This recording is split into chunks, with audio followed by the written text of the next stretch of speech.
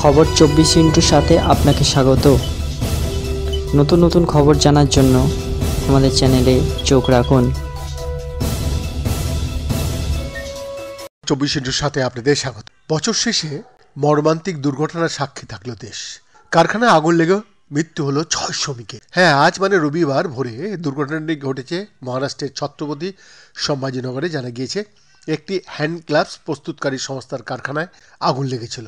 সংস্থাটির নাম Sunshine enterprise ওয়ালুজ MIDC এলাকায় অবস্থিত ওই সংস্থার কারখানা। রিপোর্ট অনুযায়ী সংস্থার কারখানায় 20 থেকে 25 জন শ্রমিক কাজ করতেন।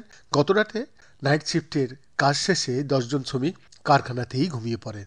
গভীর রাতে কারখানায় যখন আগুন লাগে তখন তারা ঘুমন্ত শ্রমিকদের কেউ কেউ গরম অনুভব করে জেগে ওঠেন। তখন তারা দেখেন কারখানায় আগুন লেগেছে। বাকিদের জাগানো হয়, তবে আগুন দ্রুত ছড়িয়ে পড়ে। এই আবহে কিছু শ্রমিক বেরিয়ে আসতে সক্ষম হলেও 6 জন আটকে পড়েন ভেতরে। এর জেরে দম বন্ধ হয়ে আগুনে ঝলসে মারা যান তারা। ময়নাতদন্তের জন্য মৃতদেহগুলিকে স্থানীয় হাসপাতালে নিয়ে যাওয়া হয়েছে। ঘটনার তদন্ত শুরু করেছে পুলিশ। ঘটনা প্রসঙ্গে এক দমকল আধিকারিক বলেন, রাত 2:15 নাগাদ আমরা ফোন পেয়ে ঘটনাস্থলে আসি। ততক্ষণে পুরো কারখানা ভেতরে আগুন ধরে গিয়েছে।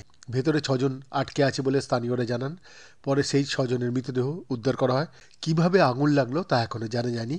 আগুন সম্পূর্ণভাবে নিয়ন্ত্রণে আনতে 4 ঘন্টারও বেশি সময় লাগে।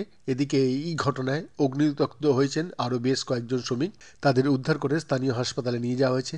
সেখানেই তাদের চলছে চিকিৎসা। স্থানীয় বাসিন্দারা জানিয়েছেন, রাত 10টা নাগাদই কারখানা বন্ধ হয়ে গেছিল। 10-15 জন শ্রমিক কারখানা চত্বরে ঘুমোচ্ছিল। হঠাৎই আগুন লেগে যায়। ভেতরে আটকে পড়েন শ্রমিকরা। এরপর স্থানীয় বাসিন্দারাই কারখানা থেকে আগুনের শিখা ও কালো ধোঁয়া দেখতে পেয়ে দমকলে খবর দেন। একজন প্রত্যক্ষদর্শী জানান, মৃতরা বিহারের বাসিন্দা। মৃতদের কারো কারো নাম জানা গিয়েছে। তারা হলেন ভল্লা শেখ, কাউসার শেখ, ইকবাল শেখ, মাগরুব শেখ।